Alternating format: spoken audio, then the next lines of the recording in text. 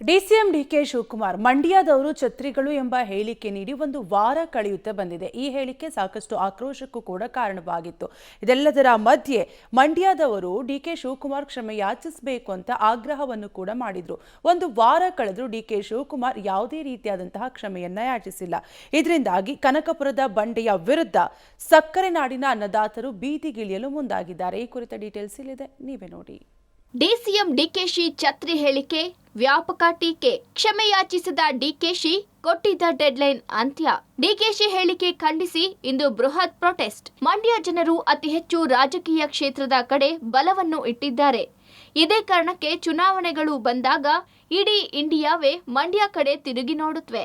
ಇಂತಹ ಜಿಲ್ಲೆಯ ಹೆಸರನ್ನ ಬಳಸಿಕೊಂಡು ಡಿಸಿಎಂ ಡಿಕೆ ಶಿವಕುಮಾರ್ ಅವರು ಛತ್ರಿಗಳು ಎಂಬ ಪದ ಬಳಕೆ ಮಾಡಿರುವುದು ಇದೀಗ ವ್ಯಾಪಕ ಟೀಕೆ ಹಾಗೂ ಆಕ್ರೋಶಕ್ಕೆ ಕಾರಣವಾಗ್ತಿದೆ.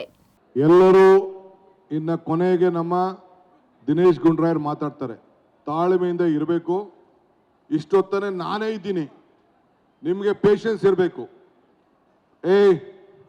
ಆ ಬಾವುಟ ಹಿಡಿರಾವೆಲ್ಲ ನಿಮ್ಮ ಮಂಡ್ಯದವ್ರದೆಲ್ಲ ಛತ್ರಿ ಆಟ ಎಲ್ಲ ನಿಲ್ಸೋ ಕೆಳಗಡೆ, ಆಮೇಲೆ ಕೊಡೋಂತ ಇಡ್ರ ಕೆಳಗಡೆ ಇಳಿಸಿ ಏನು ಇಳಿಸಬೇಕು.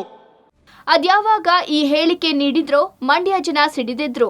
ವಿಪಕ್ಷಗಳು ಕೂಡ ಡಿಕೆಶಿ ವಿರುದ್ಧ ಕಿಡಿಕಾರಿ ಕ್ಷಮೆಗೆ ಪಟ್ಟು ಹಿಡಿದಿದ್ರು. ಅಧಿಕಾರದ ಮದದಿಂದಲೇ ಈ ರೀತಿ ಹೇಳಿಕೆ ನೀಡ್ತಿದ್ದಾರೆ ಎಂದು ವಿಪಕ್ಷಗಳು ವಾಗ್ದಾಳಿ ನಡೆಸಿದ್ರು. ಈ ಬಗ್ಗೆ ಮಾತನಾಡಿದ್ದ ಡಿಕೆಶಿ, ಹೌದು, ನನಗೆ ಮದ ಇದೆ, ಕಡಿಮೆ ಮಾಡಿ ಎಂದು ಸಮರ್ಥನೆ ಮಾಡಿಕೊಂಡ್ರು.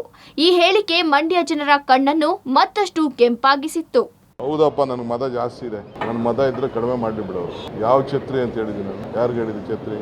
ಇವಾಗೇನು ನೋಡಿದ್ದೆ, ನಾನು ಬೇಕಾದವ್ರನ್ನ ನಾನು ಏನಾದ್ರು ಕರ್ತೀನಪ್ಪ. ಕೆಲವು ಕಳ್ಳ ನನ್ನ ಮಗನೇ ಅಂತ ಹೇಳ್ತಾರೆ, ಸುಳ್ಳು ನನ್ನ ಮಗನೇ ಅಂತ ಹೇಳ್ತಾರೆ, ಪ್ರೀತಿಯಿಂದ ಇನ್ನೊಂದು ರೀತಿ ಮಾತಾಡ್ತಾರೆ. ಇದು ಯಾವ ಛತ್ರಿ ಅಂತ ಹೇಳಿದ್ದೆ ನಾನು? ಅವೆಲ್ಲ ಸುಳ್ಳು. ಯಾವ ಛತ್ರಿನೂ ಇಲ್ಲ, ಯಾವುದೂ ಇಲ್ಲ.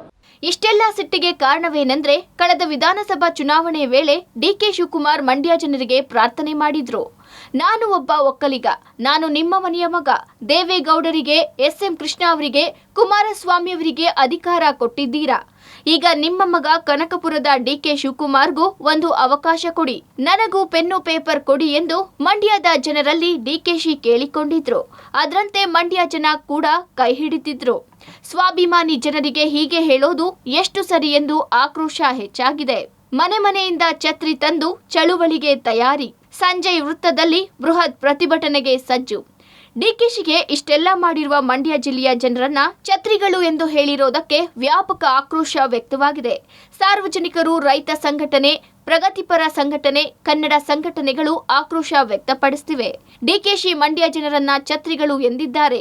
ನಿಜವಾಗಿ ಡಿಕೆ ಶಿವಕುಮಾರ್ ಅಂತಾರಾಜ್ಯ ಛತ್ರಿ. ಮಂಡ್ಯ ಜನರ ಕ್ಷಮೆ ಕೇಳಬೇಕು. ಇದಕ್ಕೆ ಸೋಮವಾರ ಸಂಜೆವರೆಗೆ ಡೆಡ್ಲೈನ್ ನೀಡಿದ್ರು. ಆದ್ರೆ ಇಲ್ಲಿಯವರೆಗೂ ಡಿಸಿಎಂ ಡಿಕೆ ಶಿವಕುಮಾರ್ ಕ್ಷಮೆ ಯಾಚಿಸಿಲ್ಲ.